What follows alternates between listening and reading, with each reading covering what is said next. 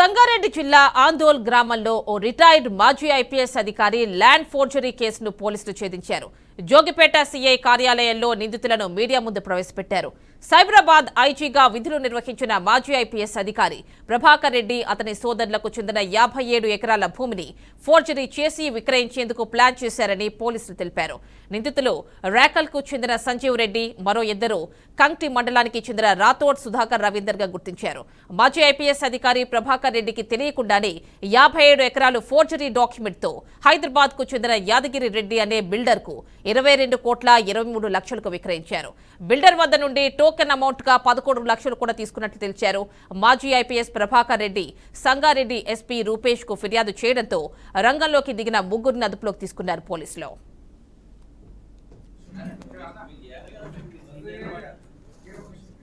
పూర్వకంగా దురుద్దేశంతో ఒక 57 ఎకరాల భూమిని ఫేక్ అగ్రిమెంట్ ఆఫ్ సేల్ అనేది క్రియేట్ చేసి 22,23 లక్షలకు దీన్ని చేజిక్కించుకోవాలనే ఉద్దేశంతో వేరే ఇంకొక వ్యక్తికి అమ్మి లాభం పొందాలనే ఉద్దేశంతో ఈ యొక్క ఫోర్జరీ కేసు మన దగ్గర మొన్న 6th రోజు రిపోర్ట్ అయింది.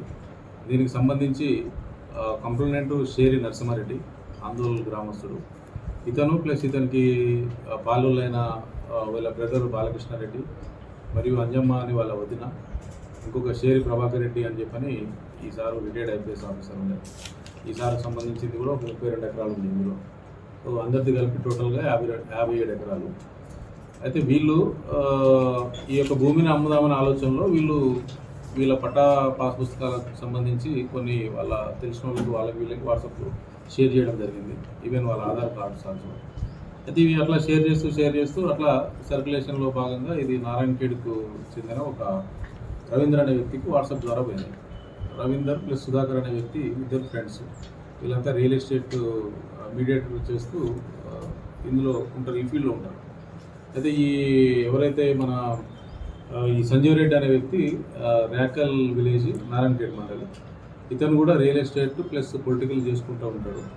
ఇతను కూడా చాలామంది దగ్గర అంటే మీడియేటర్ ఉంటారు కదా, బ్రోకరేజ్ చేస్తూ లాభం పొందుకుంటా కొంతమంది దగ్గర అట్లా ఇట్లా పైసలు